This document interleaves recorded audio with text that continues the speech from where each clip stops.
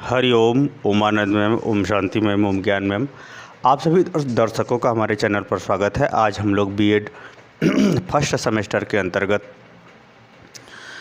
हम लोग परीक्षण की विशेषताओं के अंतर्गत तकनीकी कसौटियों के विषय में अध्ययन करेंगे, यानी उसकी तकनीकी विशेषता क्या है या तकनीकी मापदंड क्या है उसके विषय में अध्ययन करेंगे। पिछले वीडियो में मैंने परीक्षण का अर्थ और व्यवहारिक विशेषता को बता चुका था।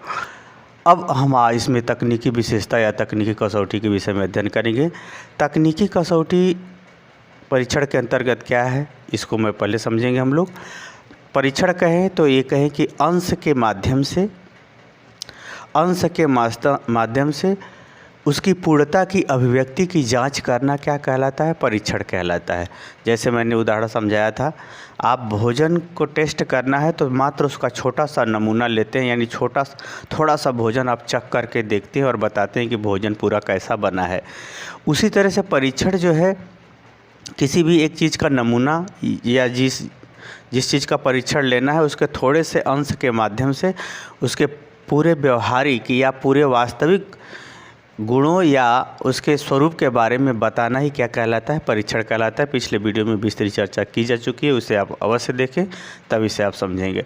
तकनीकी या कसौटी का तात्पर्य है कि परीक्षण के अंतर्गत तकनीकी जो कसौटी होती है, इस तकनीकी कसौटी का तात्पर्य होता है कि जिसे हम एक प्रकार से व्यवहारिक एवं क्रमबद्ध ढंग से उसे हम सुनिश्चित कर सकते हैं, उसे निश्चित कर सकते हैं, उसे प्रमाणित कर सकते हैं, उसे हम कहते हैं तकनीकी कसौटी।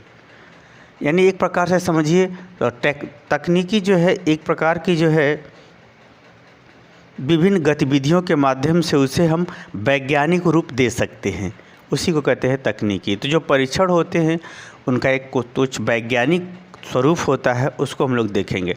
पहला अगर इसकी देखें, अगर तकनीकी विशेषता या तकनीकी कसौटी तो है विश्वसनीयता। विश्वसनीयता का तात्पर्य यह है कि जो परीक्षण आपने किया उस परीक्षण में जो परिणाम है वो बराबर लगभग समान आते रहेंगे या बराबर समान आते रहते हैं या समानता के काफ़ी इर्द गिर्द घूमते रहते हैं, उसमें विश्वसनीयता यानी उसके परिणामों में संगतता पाई जाती है। जैसे आपने खीर खाया, हाँ मीठा है, दूसरे ने भी खाया, हाँ मीठा है, तीसरे ने भी खाया, हाँ मीठा है।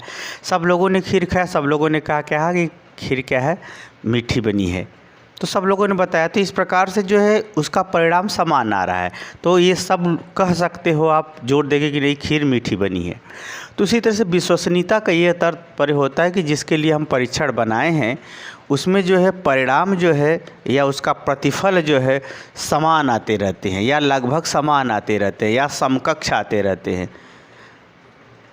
तो उसे हम तब उसको परीक्षण कहा जाएगा। जैसे आपने टेस्ट लिया किसी लड़के का, कभी 80 नंबर पाया तो कभी जो है 75 नंबर पाया, तो कभी 81 नंबर पाया, तो कभी 82 नंबर पाया, तो कभी 76 नंबर पाया, तो आप कह सकते हो कि यह लड़का जो है 75% से अधिक हमेशा नंबर पाता है, यानी इसके परिणामों में हमेशा संगतता पाई जाती है, यानी इससे कम नहीं हो रहा है, इसके ऊपर ही है। तो कहने का मतलब एक प्रकार का उसमें क्या पाई जाती है, विश्वसनीयता, यानी उसके परिणामों में समानता पाई जाती है, इसलिए उस पर विश्वास करने योग्य होता है। जैसे कोई आपका साथी है, वो बार बार आपके विश्वास पर, आप अपने व्यवहार पर वो बार बार खरा उतर रहा है, तो आप उसको मित्र बना लेते हो। तो यानी उसका जो व्यवहार है उसमें समानता पाई जाती है, एक जो है वो तारतम्यता पाई जाती है। तो अच्छे परीक्षण में विश्वसनीयता गुण। दूसरा होता है वैधता।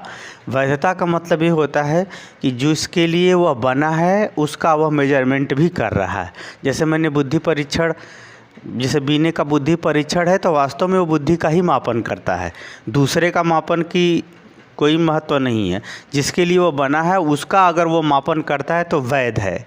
जैसे आप विद्यार्थी हो, आप पढ़ते हो, तो आपको कहा जाएगा कि आपके अंदर वैधता है, क्योंकि आप पढ़ाई के नाम से सब कुछ खाते पीते हो, इसलिए पढ़ते हो, इसलिए आपका व्यवहार वैध कहा जाएगा, उचित कहा जाएगा।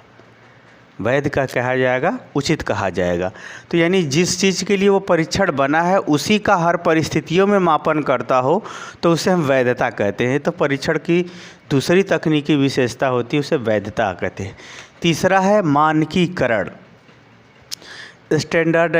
स्टैंडर्डाइजेशन, इसमें जो होता है मानकीकृत का ये तात्पर्य होता है कि जो परीक्षण है, जो आपने टेस्ट लिया या जो आपने टेस्ट दिया, जो परीक्षण है वह काफ़ी लोगों द्वारा स्वीकृत है, प्रमाणित है, संस्था द्वारा, व्यवहार में व्यक्तियों द्वारा, सरकारी संस्था द्वारा, विश्वविद्यालयों द्वारा, सरकार की कोई सांख्यिकी संगठनों द्वारा, या एक प्रकार से वह जो है उस पर एक प्रकार की मोहर लगी है कि नहीं ये चीज़ सत्य है।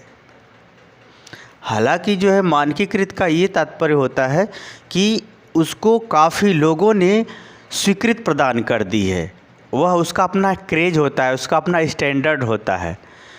ऐसा नहीं जैसे आपने परीक्षण, कोई नया परीक्षण मान लीजिए आपने बनाते हैं, तो क्या वो परीक्षण सबके लिए मान लिया जाएगा? नहीं। जब हर स्तर पर वह सही खरा उतरेगा तो लोग उस पर मोहर लगाते जाएंगे कि फला व्यक्ति ने जो टेस्ट बनाया सही बनाया है, उस पर सरकार की मोहर लगती। जब सरकार की मोहर लग जाती है या विश्वविद्यालयों की जब मोहर लग जाती है किसी परीक्षण पर, तो वह जो है मानकीकृत कहा जाता है।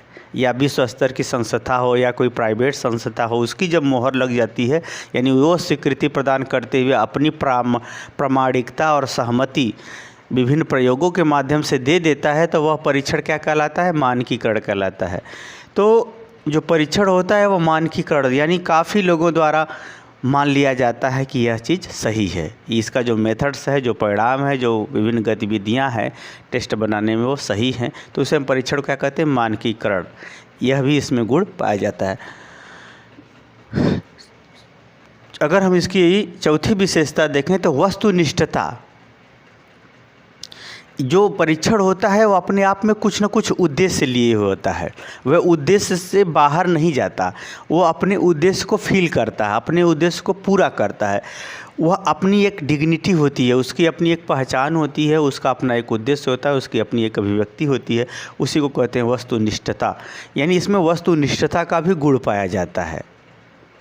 वह हर परीक्षण का अपना अलग अलग होता है। जो भी आप लोग आगे परीक्षण पढ़ेंगे सिलेबस के अंतर्गत, तो उसमें देखेंगे जो भी परीक्षण हम लोगों को पढ़ना है उसमें अपना एक उद्देश्य है, उसका अपना एक व्यक्तिगत रूप से स्थान है। जैसे हम गणित का नाम लेते हैं तो गणित के विषय में आपके अंदर विचार आता है कि उसमें अंकों का जो है कैलकुलेशन या अंक संबंधी गतिविधियां उसमें की जाती है, अंकों के माध्यम से गतिविधियां की जाती है। तो उसी तरह से उसका एक अपना पहचान होता है। जैसे गणित का पहचान आपके दिमाग में है, उसी तरह से हर परीक्षण का अपना कुछ उद्देश्य होता है, अपना कुछ आधार होता है, अपना कुछ उसका स्वरूप होता है। वह भी जो है इसकी जो है तकनीकी कसौटियों में विशेषता आती है। पांचवा इसकी विशेषता है विभेदकारिता। जैसे मैंने आपको बताया कि परीक्षण का अर्थ बताते हुए आपको मैंने बताया था कि परीक्षण जो है एक तुलनात्मक अध्ययन करते हुए विभिन्न गतिविधियों में उसका क्रमबद्ध भी बताता है, क्रमबद्ध स्थान भी बताता है। जैसे मैं टेस्ट लिया 10 मिनट का कक्षा में, तो उसमें कोई ज़्यादा नंबर पाया, कोई कम नंबर पाया, कोई मीडियम का नंबर पाया, तो हम उसको सीरियल नंबर में लगा सकते हैं, एक क्रमबद्धता दे सकते हैं, कौन पढ़ने में तेज़ है, कौन कमज़ोर है, कौन नहीं पढ़ रहा है। एक प्रकार से हम उसका क्रम बना सकते हैं।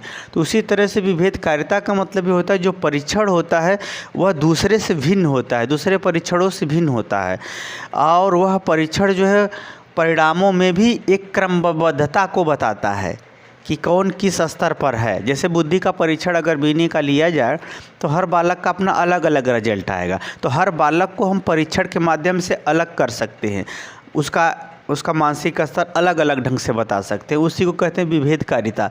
उसमें जो परिणाम होते हैं, उसमें जो विभिन्नता आती है, वह विभिन्नता व्यक्ति की व्यक्तिगत योग्यता क्षमता को विभेद करते हुए क्रमबद्धता को भी बताती है। यह भी तकनीकी कसौटियों के अंतर्गत एक प्रमुख विशेषता है। छठा इसकी विशेषता है मानक। मानक का अर्थ होता है कि जो भी परीक्षण बना है उसका कुछ न कुछ पैमाना होता है, मानक, वो मान करके वो बनाया गया होता है। जैसे मापन कहें तो जैसे मापन में क्या होता है, पैमाना जो होता है मापन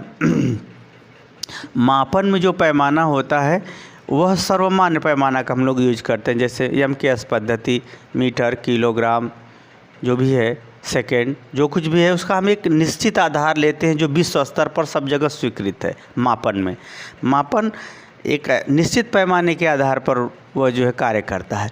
लेकिन जो मानक है, मानक जो है किसी पैमाने का स्वयं निर्माण किया जाता है किसी परीक्षण के लिए।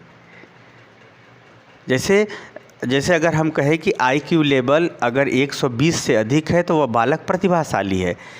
यह जो पैमाना निर्धारित किया गया है वह बीने द्वारा या जो भी परीक्षण निर्माण करने वाले, परीक्षण बनाने वाले लोग हैं, उन लोगों ने तय किया है। ऐसा नहीं कि वह जो है विश्व के सभी संस्कृतियों में वह स्वीकृत है। हर संस्कृति के अनुसार फिर उस पैमाने को चेंज किया गया है। हर भौगोलिक परिस्थितियों के अनुसार, समाज की परिस्थितियों के अनुसार उसको जो है उस परीक्षण को चेंज कर दिया गया है, यानी उसका मानक बदल दिया गया है।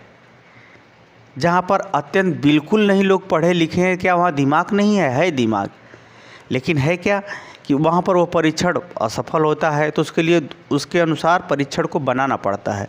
तो ये जो मानक होता है, परीक्षण जो तैयार किए जाते हैं वो एक मानक पर तैयार किए जाते हैं। परीक्षणकर्ता बनाने वाला एक कुछ निश्चित आधार बनाता है। मानक का मतलब ये आप समझिए आधार, कोई निश्चित आधार पर वह तय होता है।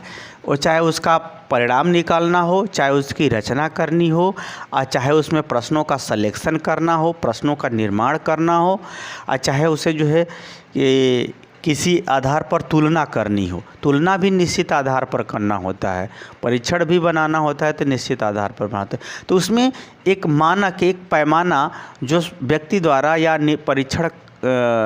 परीक्षण निर्माणकर्ता द्वारा निश्चित किए जाते हैं, तब जाकर के वह परीक्षण करें। जैसे आपसे पूछा गया कि सब्जी कैसी है, आपने कहा बहुत तीता है, वो आपका मानक है। किसी ने कहा बहुत अच्छी है, वो उसका मानक है। जब सब लोगों ने कह दिया कि बहुत अच्छी है, तब वो ये हो गया, मानकीकृत भी हो गया। मानक तो ये है, मानकीकृत भी हो गया। कहने का हमारा ये तात्पर्य, जो मानक है, जैसे आपको खीर ज़्यादा मीठी पसंद है तो आप कहोगे खीर बहुत अच्छी बनी है। किसी को मीठा कम पसंद है तो वो कहेगा कि खीर जो बनी है बहुत ज़्यादा मीठी है, इतना मीठी नहीं होनी चाहिए। तो उसका मानक अलग है और आपका मानक अलग है। टेस्ट दोनों लोगों ने दिया। तो उसी तरह से जो मानक होते हैं हर परीक्षण का, चाहे वो बुद्धि का हो, चाहे रुचि का हो, चाहे ध्यान का हो, चाहे किसी व्यवहार का हो, चाहे अन्य गतिविधियों से संबंधित हो, उसमें जो मानक होते हैं वह जो है अपना अलग अलग होते हैं।